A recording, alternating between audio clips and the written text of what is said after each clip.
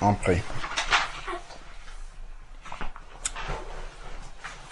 Seigneur Dieu de grâce, Père de miséricorde, nous voulons encore te bénir, te louer, te célébrer, te magnifier, t'exalter. Éternel Dieu, pour le privilège que tu nous accordes d'avoir la vie et surtout de te connaître, Seigneur Dieu Tout-Puissant. Merci parce que c'est toi qui es venu nous chercher, Seigneur Dieu. Éloigné de toi où nous étions, tu nous as rapprochés par le sang de Jésus, ce sang précieux, Seigneur Père, qui nous a purifiés de toutes nos iniquités, de tous nos péchés, de tout ce que nous avons fait de mauvais et qui nous a approchés de toi. Seigneur, merci parce que c'est toi qui nous attires encore dans ta présence afin que nous puissions réaliser tout ce que tu as accompli pour nous et la manière digne avec laquelle tu veux que nous puissions avancer. Merci encore pour cette grâce. Seigneur Dieu, ouvre encore nos entendements et nos cœurs surtout, Seigneur Père, pour que nous comprenions et que nous gardions dans nos cœurs ces paroles et notamment que nous puissions les mettre en pratique et que toute la gloire te revienne, que nous puissions être semblables à Jésus-Christ. Aide-nous dans ce sens-là au nom de Jésus-Christ. Amen. Amen. Vous allez prier après. Ok, à la fin, vous allez prier toutes les deux. Alors, la dernière fois, je crois qu'on avait partagé sur l'enlèvement, ou bien c'était encore avant? On avait partagé sur la bienveillance. La bienveillance. D'accord. Qu'est-ce que vous avez retenu sur la bienveillance sans lire? Sans lire, allez. Sans lire, la bienveillance. Qu'est-ce que vous avez retenu? On a retenu... j'ai retenu, moi, que la bienveillance c'est de la bienveillance. C'est quoi la bienveillance avec vos propres mots? La bienveillance, c'est quand on fait attention à l'autre. Voilà, très bien. C'est ça, quand on fait attention à l'autre, on se met à la disposition de l'autre, on est prêt à aider l'autre, d'accord? Et ça peut aller même jusqu'au sacrifice pour l'autre, d'accord? Donc on peut se priver de quelque chose pour que l'autre puisse aussi en bénéficier. Voilà. Donc c'est tout ça qui est la bienveillance. Et la dernière fois qu'on a étudié les textes, on s'était arrêté, on était à Jean, c'était ça? Là où Jésus avait appelé ses disciples, on avait vu, on s'était arrêté à Jean 2 ou... Est-ce que vous vous rappelez, vous pouvez vérifier dans votre cahier? Parce qu'on avait arrêté l'étude biblique pour faire quelques thèmes. On a fait quelques thèmes. On peut poursuivre avec l'étude biblique qu'on avait laissé. Je crois qu'on était dans le livre de Jean, si je ne me trompe pas. On était dans le livre de Luc. Parce que non, je ne parle pas des thèmes. Hein, je dis parce qu'on faisait une étude littérale de tous les évangiles. Et on avait fini Matthieu. On avait fait... après Matthieu, qu'est-ce qu'on a fait? Papa! On avait fait directement... Jean? Ok. Et on est à Jean combien? Jean... Je sais qu'on avait fait le 1, où Jésus appelait ses disciples. On avait vu comment il a appelé Pierre. On a vu comment il a appelé Pierre et André. On a vu comment il a appelé les fils de Zébédée. On avait vu comment il avait appelé Philippe, Nathanaël, tout ça. Ouais. Et il y avait Jésus avec Nicodème, il me semble, aussi. Oui, non.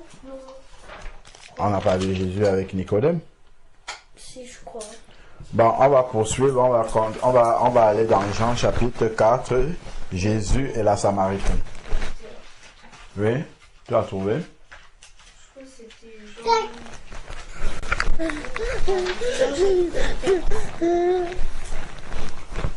pense pas qu'on ait déjà vu Jésus avec la Samaritaine. Ça me dit quelque chose. Hein. Il faut Peut-être on était en cours. Ouais, peut-être on te parle. On va reprendre Jésus et la Samaritaine et puis on va continuer dans Jean chapitre 4. Ok? Jean chapitre 4. Donc, on va commencer à partir du premier verset. On va voir comment est-ce qu'on va l'intituler après, mais pour l'instant, on va lire comme ça et puis on va voir ce que le Seigneur va nous enseigner. D'accord? Alors, donc, Wendy, tu lis les 5 premiers versets déjà. Et on lit verset par verset, on s'arrête. D'accord? Le Seigneur sut que les pharisiens avaient pris qu'il faisait et Non, relis. Le Seigneur sut que les pharisiens avaient appris qu'il faisait et baptisait plus de disciples que Jean. D'accord. Ok. Donc, c'est le Seigneur Jésus-Christ. Il a su que les pharisiens avaient appris qu'il faisait et baptisait plus de disciples que Jean. Est-ce que c'était bien? Enfin, pas est-ce que c'était bien. Est-ce que c'était normal, voilà, que Jésus baptise plus de disciples, faisait des disciples et en baptisait plus que Jean? C'était normal? Ça veut dire quoi plus que Jean? Bah, ça veut dire que si Jean faisait 2 disciples ou baptisait 2 personnes, Jésus baptisait 8 ou 10, par exemple. Bah, il en faisait plus. Ah, Il y a plus de gens qui venaient se faire baptiser là où Jésus était, plutôt que ceux qui allaient vers là où Jean était. Ah. Est-ce que c'était est-ce que c'était normal, voilà. C'est ça. Oui. Pourquoi est-ce que c'était normal? parce que Jésus est au-dessus de Jean, donc Jésus est au-dessus de Jean. Ou encore. Enfin, ou oui. Est-ce que tu peux préciser? Voilà. et Jésus est même si Dieu aimait beaucoup Jean-Baptiste, ou Jean-Baptiste. Jean, on dit, c'est Jean son nom.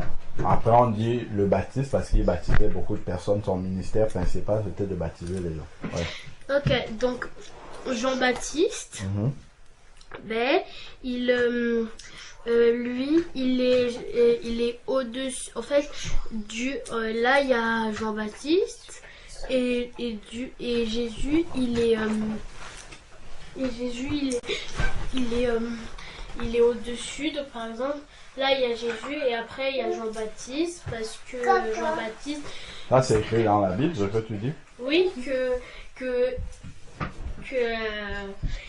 Jésus, que Jésus, il avait dit que celui qui vient après moi, et que là, quand il avait dit ne venez pas à moi, mais à C'est l'agneau. Jésus qui a dit ça? Non, Jean a dit Ouais. ne venez pas à moi, mais venez à l'agneau. Et Jésus l'avait dit celui qui vient après moi. C'est dans quel verset que Jésus a dit que quelqu'un venait après lui? Mais oui, c'est ce qu'il avait dit. Il avait dit que Ah, c'était Jean. quand- Non, Jésus ne vient Ok, pas après Jean. on continue à expliquer alors. Si Jésus il vient après Jean parce que Jean il est venu c'est son précurseur, il est venu pour annoncer Jésus. C'est pour ça qu'on dit que Jean il vient avant Jésus. Continue. Et du coup, comme elle l'a, Ouais. et du coup, comme Jésus, c'est lui qui fait entrer les personnes au ciel. Du coup, il y a forcément, pas forcément, mais il y a plus de personnes que Jean, parce que Jean, c'est juste un petit bémol. Du coup, Jésus, il avait plus de personnes parce que lui, il est au-dessus de Jean. D'accord. Ok. Raphaël, là? Moi aussi je voulais dire que Jésus il est au-dessus de Jean et que comme Jean aussi il avait dit qu'il fallait suivre Jésus, que celui qui vient après lui est plus grand que lui, et je pense que c'est pour ça que les gens ils sont tous allés vers Jésus. Très bien. Très bien, c'était bien résumé. Effectivement et particulièrement, il y a une parole. Quand les gens sont venus, peut-être même on va lire ça plus loin où on l'a déjà lu, il y a les disciples de Jean qui sont venus lui dire que Maître, il y a beaucoup plus de personnes qui vont vers Jésus maintenant. Et qu'est-ce que Jean a répondu quand on lui a dit ça?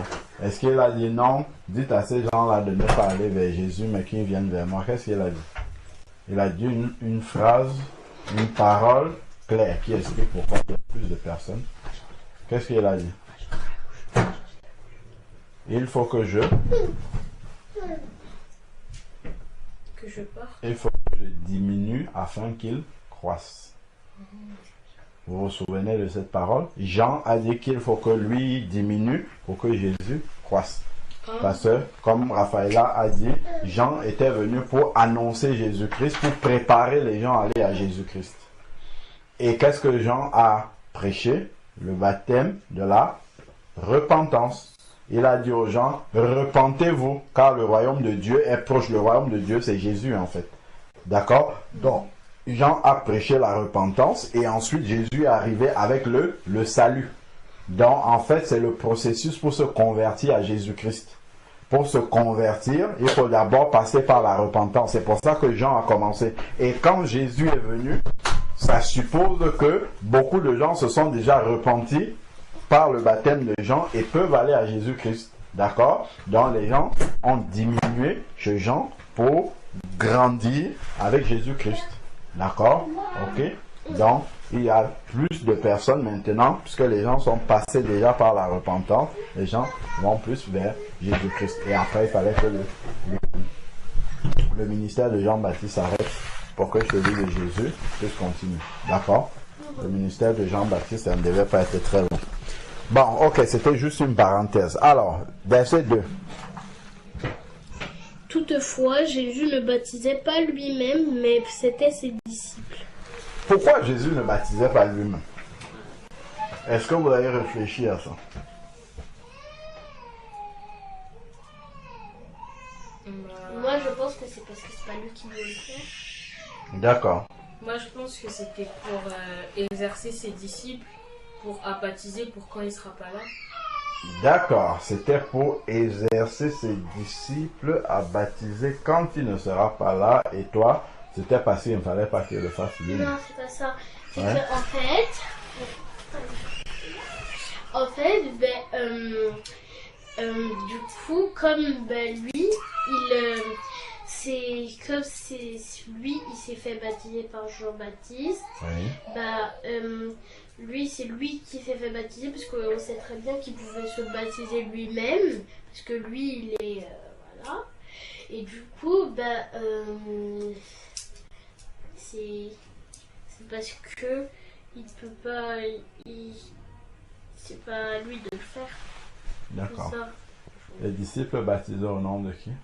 Au nom de Jésus. Si Jésus baptisait, il allait dire quoi? Au nom de Dieu. Est-ce qu'il y a un baptême au nom de Dieu? Ouais, il allait dire au nom de... à mon nom. Ah oui, du coup, ça fait comme s'il était orgueilleux. C'est un peu simple, hein? C'est un peu simple la question si on réfléchit. Moi, même, je n'ai jamais réfléchi à ça. Moi, je réfléchis juste avec vous aussi comme ça. Pourquoi Jésus ne baptisait pas? Parce que, enfin, je pense que on baptise comme représentant de Jésus-Christ. C'est pour ça qu'on dit au nom de Jésus-Christ, en la qualité de Jésus-Christ. Est-ce que quand Jésus guérissait les malades, il disait au nom de Jésus sois guéri? Non, il disait sois guéri directement. Mais par contre, quand les disciples, eux, ils priaient pour les gens, comme Pierre par exemple devant la porte du temple, il dit je n'ai ni or ni argent, au nom de Jésus-Christ, lève-toi et marche.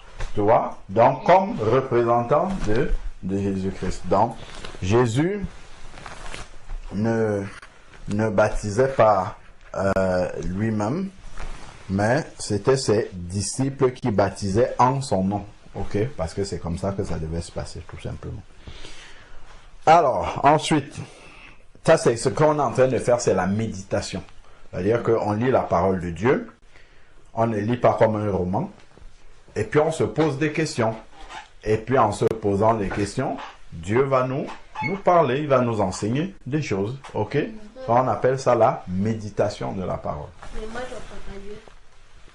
Ah, Dieu parle tantôt d'une manière, tantôt d'une autre. Ah. C'est-à-dire que après avoir écouté ce message, il y a des expériences que tu vas vivre, des événements que tu vas vivre, que Dieu aurait pu ne pas te faire vivre si tu n'avais pas écouté ce message. D'accord? C'est-à-dire qu'il va créer des circonstances pour que tu puisses mettre en pratique ce que tu as entendu. Pour que tu vois si tu l'as vraiment reçu dans ton cœur ou bien si tu l'as reçu dans ta tête. Si tu l'as reçu dans ta tête, ça reste dans ta tête, mais tu ne le mets pas en pratique. Mais s'il est dans ton cœur, forcément, tu vas le mettre en pratique. Ok? Voilà. Donc, alors, la suite. La suite. Verset 3. Donc, c'est les disciples de Jésus qui baptisaient. Alors, Vous savez c'est quoi baptiser? Oui. oui, C'est quoi? c'est plonger dans l'eau, l'immersion. Voilà. je crois. C'est plonger dans. Baptiser, c'est plonger dans. On l'avait écrit en plus dans le... Voilà. Baptiser l'eau, ça veut dire. Baptizo, ça veut dire plonger dans. Plonger dans l'eau. En fait, vous savez que le Nouveau Testament, il est écrit en grec, non? Oui. Et l'Ancien Testament en hébreu. Donc, le mot baptiser vient du mot grec baptizo qui veut dire immerger, plonger dans. Ok? Continuons. Ok. Mais c'était ses disciples. Alors qu'il quitta la Judée et retourna en Galilée. Très bien. La suite. Comme il fallait qu'il passât par la Samarie, il arriva dans une ville de Samarie nommée Sichar, près du champ que Jacob avait donné à Joseph, son fils. Là, D'accord. On a dit qu'on parle verset par verset. Ah, tu lis vite comme ça, c'est le roman. Là, on n'est pas dans un roman, on est dans la parole de Dieu. D'accord? Alors, on a dit qu'il fallait qu'il passe, Jésus a décidé de retourner en Galilée et il fallait qu'il passe par la Samarie. Est-ce que vous savez ce que représente la ville de Samarie? oui, Pour les Juifs, c'est quoi? c'est les méchants. Voilà. Pour les Juifs, la Samarie, c'est la ville de leurs ennemis. Bon, on va refaire un petit peu l'histoire. C'était qui le premier roi d'Israël? Oui? C'était Quand on lève la main, c'est parce qu'on connaît déjà la réponse. Oui? c'est David. Non. Saül, Très bien. Deuxième. David, Troisième. Salomon. Quatrième. Roboam. Voilà. C'est là où il va avoir un problème. Il y a 2 quatrièmes rois en Israël. Ok? Parce que Salomon, c'était compromis. D'accord? Compromis, ça veut dire qu'il s'était corrompu. Voilà. D'accord? Il ne marchait plus dans les voies de Dieu. Ok? Et ça, c'était parce qu'il avait épousé des femmes étrangères. Par exemple, Dieu avait défendu d'épouser des femmes étrangères. Et vers la fin de sa vie, il a même bâti des hôtels pour les dieux étrangers de ces femmes-là. Ok? Et il est parti même dans ces temples-là. Bon. Et Dieu n'était pas content par rapport à ça. D'accord? Et Dieu lui avait dit que son royaume va être divisé, mais après sa mort. Ok? Et le royaume d'Israël a été divisé en combien? 2. Oui. C'était quel royaume et quel royaume? Le royaume du Nord et Oui. du Sud. Et le royaume du Sud, c'était quelle tribu qui était là-bas? Juda. Juda, oui, très bien. Et Et la tribu de. Comment ça s'appelle l'autre là? Ah bah, mais le frère de Joseph. Benjamin.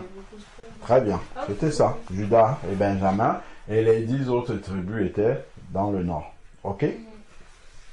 Bien. Ensuite, maintenant, dans la suite de l'histoire, les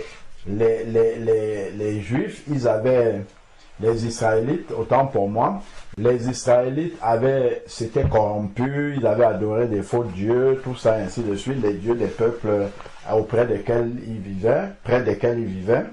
Et Dieu a permis que le roi de la Syrie, d'accord, vienne et emporte en captivité, attaque déjà le royaume du Nord notamment, et emmène des personnes en captivité. Donc en fait, le royaume du Nord, sa capitale c'était Samarie. Un des grands rois entre guillemets du royaume du Nord, c'était Akab, le mari de Jézabel. Ok? Et Jéroboam, c'était le premier roi du royaume du Nord. Et le royaume du Sud, c'était Roboam, justement, le fils de Salomon. Donc, le royaume du Sud, en fait, c'était comme le royaume de David, dans les descendants de David, et le royaume du Nord, c'était les autres. Et donc, le royaume du Nord ayant été asservi par les Assyriens, ils se sont mélangés avec les Assyriens qui ne sont pas juifs, d'accord? Et les Israélites estimaient que le royaume du Nord maintenant ils ne sont plus des juifs purs, parce qu'ils se sont mélangés avec des peuples étrangers. Ok? Donc ils les considéraient comme les païens. C'était des juifs, mais des juifs corrompus parce qu'ils ne suivaient plus les voies de Dieu. D'accord? Ils s'étaient mélangés avec des peuples païens. Donc, Samarie étant leur capitale, les Juifs, généralement, quand ils voyageaient, quand ils arrivaient et qu'il fallait qu'ils traversent la Samarie, ils esquivaient. Ils contournaient la Samarie pour aller ailleurs. Parce que pour eux, entrer dans la Samarie, c'était comme entrer dans le péché. Ok? Voilà, c'est ça l'histoire qu'il y a derrière. Je dis qu'ils considéraient. Parce que c'était des Juifs qui s'étaient mélangés avec des païens. D'accord? Ils étaient un peu comme des traîtres de Dieu. D'accord? Ils ont trahi Dieu parce qu'ils se sont mélangés avec des païens. Vous savez bien que Dieu avait demandé aux Israélites de ne pas se marier avec des païens.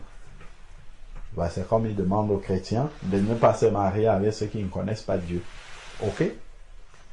Oui, c'est vrai. Bah oui. Il demande aux chrétiens de ne pas se marier avec ceux qui ne sont pas chrétiens. Vous avez vu quand Abraham, qui est le père de la foi, le père de, voilà, le premier chrétien même on va dire, hein, qu'est-ce qui s'est passé quand il voulait marier son fils?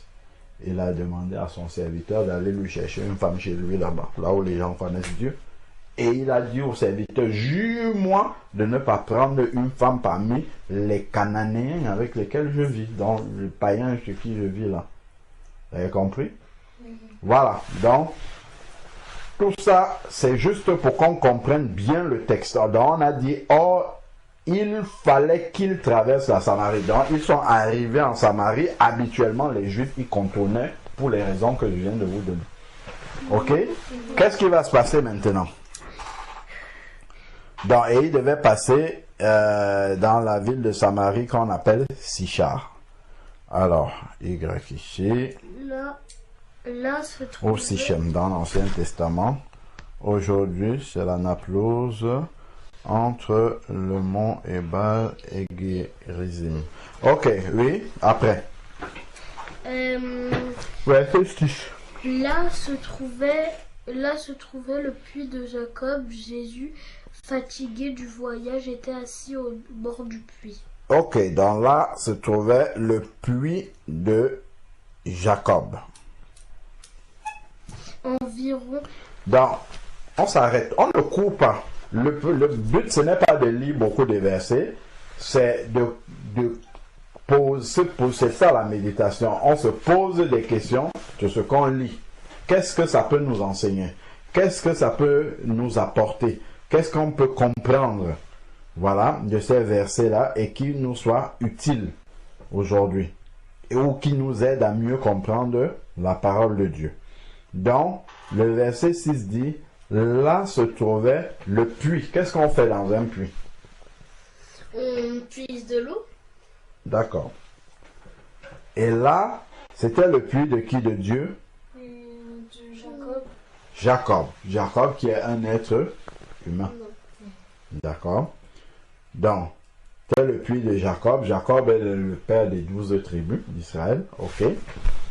Alors, après, dans le royaume du nord s'appelait encore Israël et le royaume du sud Juda. Ok. Israël, c'est bien le nom de Jacob. C'est le nom que Dieu avait donné à Jacob. Ok. Israël. Et Israël, c'est aussi le nom de Jacob. Après. C'était environ à la 6e heure. Alors, donc, Jésus était fatigué du voyage parce qu'à l'époque, on voyageait à pied ou bien en âne. D'accord? Ce n'était pas très confortable comme ça soit dans une voiture aujourd'hui. D'accord?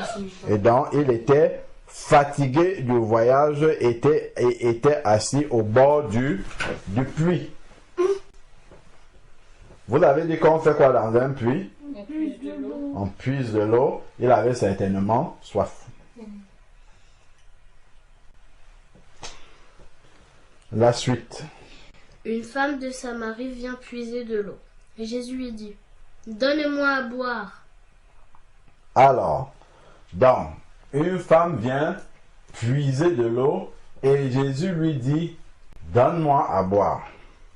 Est-ce que Jésus n'avait pas la possibilité, avant même que la femme n'arrive, de prendre l'eau du puits et boire?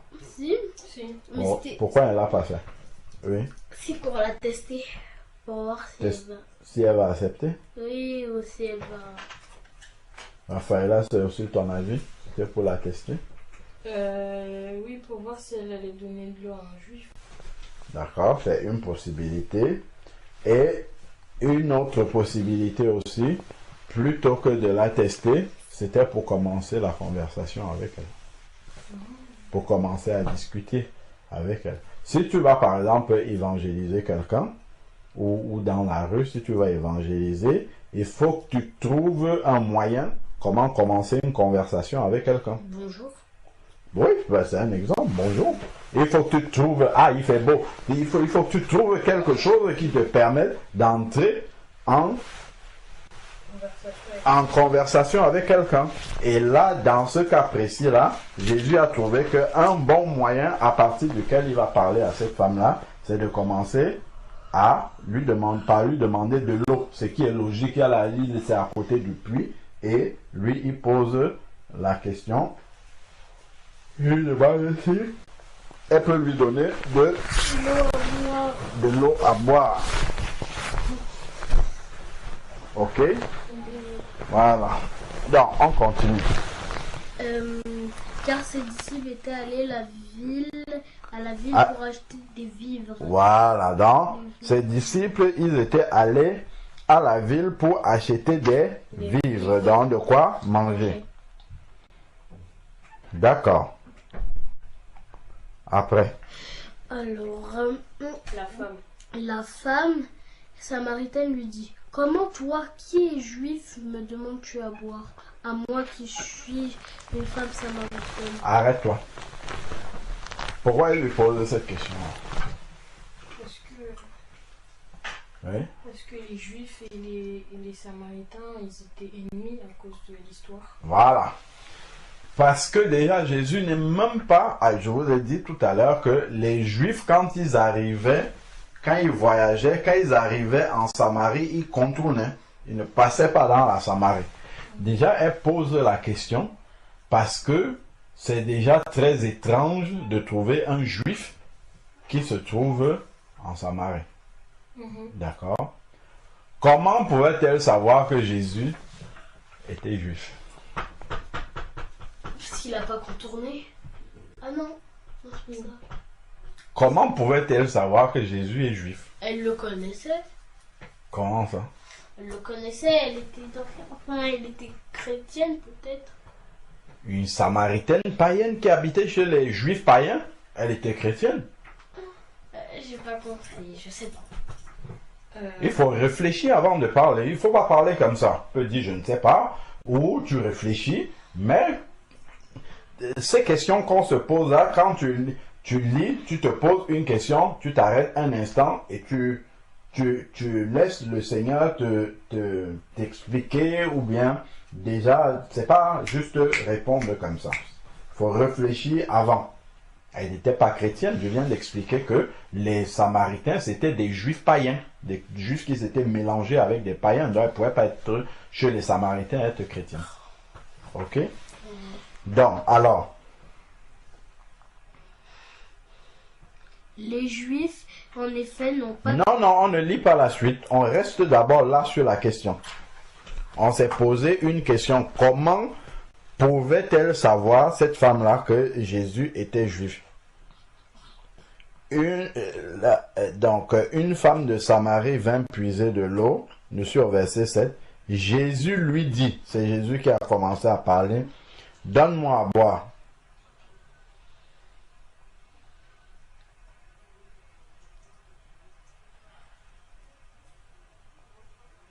Donne-moi à boire. Car ses disciples étaient allés à la ville pour acheter des vivres. La femme samaritaine lui dit, donc elle est samaritaine, on ne se pose pas de questions sur qui elle est parce que là on est en Samarie. Ok? Et elle est venue puiser de l'eau dont elle habite là. Elle est forcément samaritaine. Ok? C'était rare de voir un étranger qui vient habiter comme ça dans le pays des autres. Ils habitaient par communauté, d'accord? C'était pas comme maintenant où les Africains vont en Europe, les Européens viennent en Afrique, les Américains vont... C'était pas comme ça avant. C'était chacun reste chez lui. Si un étranger se trouve là, c'est vraiment pas un grand concours de circonstances et tout le monde sait qu'il est étranger. Vous voyez par exemple Lot. Quand Lot habitait à Sodome là, tout le monde savait que Lot là, lui, il est étranger. D'accord? Tout le monde connaissait, on savait qu'il est étranger. Donc c'était comme ça avant. Donc ici, elle, on sait qu'elle est samaritaine, mais elle dit, la femme samaritaine lui dit, comment toi qui es juif, me demandes-tu à boire à moi qui suis samaritain? Donc comment peut-elle savoir qu'il est juif? À votre avis?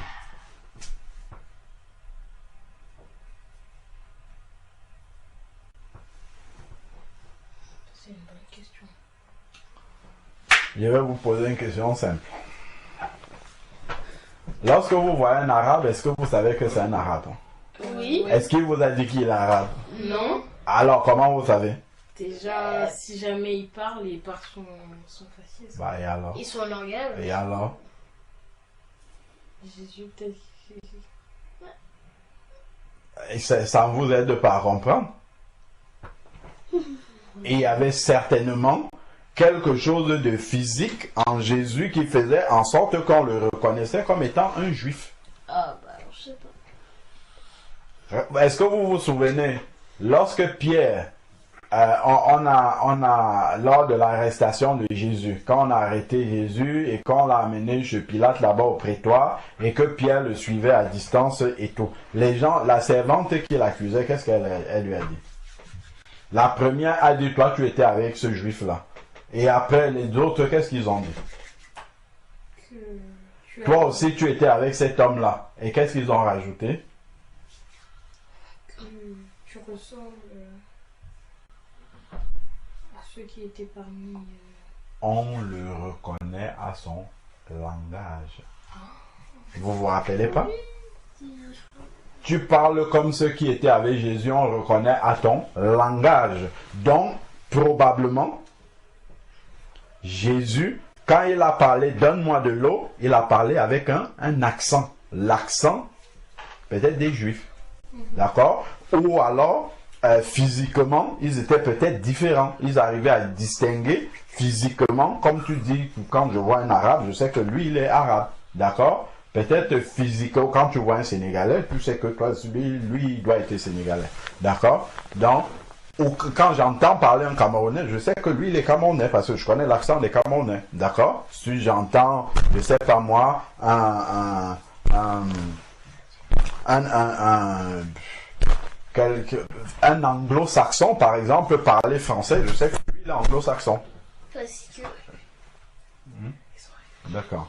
Parce qu'il a un accent. D'ailleurs, quand vous entendez souvent vous suivez souvent des louanges, même si c'est en français, si c'est chanté par des frères anglo-saxons, vous reconnaissez, ou des sœurs, n'est-ce pas? Vous reconnaissez l'accent. Donc, probablement, dans l'accent de Jésus, quand il a posé la question, ou physiquement, elle a reconnu que lui, il n'est pas de notre peuple, au moins, et qu'il doit être juif. D'accord? Vous voyez,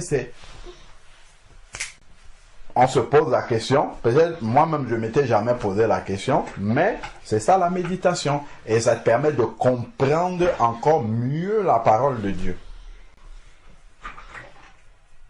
D'accord? Voilà, c'est comme ça qu'on médite la parole de Dieu. Quelques versets, on se pose la question, pourquoi ça? De quelle manière ceci? Et ainsi de suite. Et le Seigneur nous enseigne. Donc là, pour l'instant, on n'a pas encore appris grand chose pour nous par rapport à l'histoire, d'accord? Enfin, on ne s'est pas encore posé des questions, mais déjà, on a appris comment est-ce qu'on médite la parole de Dieu, d'accord? Ça, c'est une manière de méditer la parole de Dieu. Et ici, on peut déjà dire que Jésus, puisqu'il est Dieu, lui, il savait que quand il va aller là-bas, une femme va arriver et il va engager une conversation avec elle. Donc, Jésus, lui, il avait rendez-vous avec cette femme-là, mais elle ne savait pas qu'elle avait rendez-vous avec Jésus. D'accord? C'est comme quand quelqu'un va accepter Jésus, comme Zachée. Zachée est parti pour voir Jésus, il ne savait pas que, en fait, là où il va voir Jésus, c'est le salut qui va venir dans sa maison ce jour-là. D'accord? Voilà. Donc, le Seigneur, lui, il est passé spécialement en Samarie parce qu'il fallait qu'il parle à cette femme-là. D'accord? Donc, Dieu sonde comme ça partout où il y a des cœurs qui le recherchent. Il va, là il est parti lui-même. D'accord? Jésus est parti lui-même pour rencontrer cette femme-là. Dans un autre passage, d'accord? Dans Acte 8, si je ne me trompe pas, quand il y avait l'eunuque qui était dans le désert, Dieu a envoyé Philippe pour le trouver. Pour lui parler de Dieu, parce qu'il avait soif de Dieu. Lorsque Corneille faisait ses prières alors qu'il ne connaissait pas vraiment Dieu et il cherchait Dieu, le Seigneur a envoyé Pierre pour aller parler à Corneille. D'accord? Donc, ici, Jésus montrait déjà comment ça se passe. Il savait que il y a un cœur en Samarie là-bas à qui je dois aller me révéler. Si je lui parle, elle va comprendre. D'accord? Et après qu'on va lire la suite, on va voir comment ça s'est passé. D'accord? Donc, effectivement, aujourd'hui, Jésus n'est plus là pour aller parler directement au cœur qu'il trouve, mais nous sommes les représentants de Jésus à qui le Seigneur peut dire. Moi, je me rappelle une fois, j'étais au travail. Je suis allé manger au restaurant du travail. Quand j'étais dans l'accueil du restaurant comme ça, du travail, comme vous allez à l'accueil de la cantine, c'est pareil au restaurant du travail. Et le Seigneur m'a dit qu'il faut que tu parles de moi à cette fille-là. Et je savais que je ne la connaissais pas, c'était pas ma collègue, je ne travaillais pas du tout avec elle, je la voyais souvent de temps en temps. Je dois parler à celle-là aujourd'hui. Je suis allé m'asseoir en face avec mon plateau, bonjour. Et puis je mangeais, et puis j'ai commencé à lui parler de Dieu. Elle était fâchée. Elle me dit pourquoi je n'ai pas à répondre à ces questions-là, à vous parler de ma foi et tout ça. Mais moi je lui parlais, je lui posais toujours des questions. Est-ce que tu crois en Dieu? Tu sais que le Seigneur Jésus, après la mort, va rencontrer le Seigneur. Je lui ai parlé, et puis je lui ai dit que Dieu voulait que je te parle aujourd'hui. Même comme elle était fermée, elle ne voulait pas que je lui parle, même comme je savais qu'elle va me revoir un autre jour, peut-être elle va dire à d'autres collègues que celui-là il est venu me parler de Dieu, ainsi de suite. Mais comme je savais que le Seigneur, je ne sais pas pourquoi, Dieu voulait que lui, mais je lui ai parlé. Elle a dit que non, aujourd'hui là, le Seigneur veut que moi je te parle de lui aujourd'hui. Je ne sais pas pourquoi, mais moi j'ai pour la conviction qu'il veut que je te parle de lui aujourd'hui. Voilà, donc on peut comme ça nous sommes des instruments entre les mains du Seigneur et il faut qu'on se laisse utiliser par lui. Donc parfois, le Seigneur peut, celui-là, je veux que tu lui parles de moi aujourd'hui. Il ne va peut-être pas se convertir là tout de suite, mais il faut qu'il entende la parole de Dieu là, maintenant, parce que peut-être devant, il va se convertir ou il va lui arriver quelque chose où il faut qu'il sache que Dieu existe. D'accord? Qu'il ait entendu parler de Dieu. Si peut-être demain, là, il va peut-être faire un accident et mourir, au moins il aura entendu parler de Dieu et puis il aura fait son choix. Si, et puis, quand il va arriver en jugement devant Dieu, le Seigneur va dire, il avait pourtant envoyé quelqu'un te parler, tu n'as pas écouté. Donc, mais nous aussi, il faut qu'on soit sensible au Seigneur lorsqu'il nous parle pour aller rencontrer des gens. Et qu'on soit même prêt, comme par exemple au travail. Je ne vais pas aller m'asseoir au restaurant du travail et commencer à parler à Dieu, à quelqu'un que je ne connais même pas. Parce qu'on est là pour travailler. Comment? Qu'est-ce qu'elle a dit, la femme, après? Bah, elle avait dit, parce que je lui posais des questions si elle connaît Dieu et tout. Elle a dit que je n'ai pas envie de vous parler de ça. Je lui ai dit, oui, d'accord, il n'y a pas de souci, mais Dieu veut que je te parle de lui. Et puis j'ai commencé à lui parler et tout. Elle dit, je n'ai pas à répondre à ces questions. Et puis j'ai continué à lui parler jusqu'à la fin. Puis je lui ai dit que Dieu voulait que je te parle de ça aujourd'hui.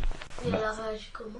Bah, elle a réagi par des négations, elle s'est un peu énervée, tout ça, mais elle a écouté jusqu'à la fin parce qu'il ne fallait pas faire un scandale, il fallait rester poli, elle a écouté jusqu'à la fin. Voilà, donc, il faut que nous soyons sensibles. Comme Jésus, au lieu de contourner la Samarie, il est parti quand même dans la Samarie alors qu'il n'avait pas le droit. Donc, parfois, pour une âme, le Seigneur peut nous amener à enfreindre les règles parce qu'il faut qu'on accomplisse la volonté de Dieu à ce moment-là. Donc Jésus, il a enfreint une règle qui était de contourner la Samarie parce qu'il y avait une âme à qui il fallait parler. Donc parfois, on peut être amené comme ça. Le Seigneur peut dire, bon, ben, tu vas parler à ton chef de moi aujourd'hui. Ou bien tu vas parler à, je ne sais pas moi, à la directrice de l'école de moi aujourd'hui. Voilà. Ben, pourquoi tu regardes avec les grands yeux? Mais si tu vas parler de moi à ta maîtresse aujourd'hui. Voilà. Donc, c'est une règle que tu vas enfreindre, mais il faut que tu fasses le travail de Dieu. Comme Jésus, en entrant en Samarie, il aurait pu se faire tuer, parce que les Juifs n'étaient pas admis là-bas. Vous voyez? Donc, ça, c'est par exemple quelque chose qu'on apprend là aujourd'hui. OK? De savoir que, parfois, de manière précise, parce que là, Jésus, il n'est pas parti parler à tous les Samaritains. Non, il est parti rencontrer cette femme-là précisément. D'accord? Donc, parfois, Dieu peut nous recommander quelqu'un de précis à qui il faut qu'on parle de lui. D'accord? Et là, il faut pas attendre demain, il faut aller parler à cette personne-là au moment où le Seigneur veut, parce que il y a certainement quelque chose qui va arriver dans la vie de cette personne-là et il faut que cette personne-là ait entendu parler de Dieu avant. D'accord? Ok, bon, que Dieu vous bénisse, on va continuer après. Amen. Amen. Est-ce que vous avez appris des choses? Oui. Voilà, bon, on va prier déjà, on va rendre grâce, on va continuer la prochaine fois. Là, on a fait déjà presque 40 minutes. Donc, je pense que c'est pas mal. Seigneur Dieu, nous te rendons grâce encore pour ta parole qui est un délice, Seigneur Père éternel. Nous commencions sans savoir ce que tu voulais nous enseigner. Et Seigneur Père éternel, au fur et à mesure que nous avançons, nous comprenons déjà comment tu nous diriges dans la méditation de ta parole, comment nous pouvons creuser, Seigneur Dieu Tout-Puissant, dans ta parole pour comprendre, Seigneur Père éternel, la manière dont tu conduis pour enseigner. Et nous te demandons, Seigneur Père éternel, de nous aider à méditer toujours ta parole comme ça et de nous laisser instruire par toi. Merci parce que tu nous enseignes encore au travers de cette parole que parfois nous sommes appelés à enfreindre certaines règles, Seigneur Père éternel, pour pouvoir parler de toi à une âme, pour pouvoir amener, Seigneur Dieu Tout-Puissant, la bonne nouvelle à une âme, Seigneur Dieu Tout-Puissant. Donne-nous de ne pas toujours respecter les règles, Seigneur Père éternel, parce que, Seigneur Dieu, parfois, Seigneur Dieu, il est nécessaire de ne pas respecter les règles pour que ta parole puisse être prêchée. Béni soit ton Saint-Nom, que ceci puisse nous animer encore, Seigneur Dieu, et que nous ayons toujours le désir, Seigneur Père éternel, de répandre ta parole et d'être des modèles, nous-mêmes, Seigneur Dieu Tout-Puissant, au nom de Jésus-Christ. Amen. Amen. Amen. Par exemple, prêcher dans le train, c'est pas autorisé. Ici, Oui, ici, c'est pas autorisé. Demandez hier. Hier, j'étais dans le train avec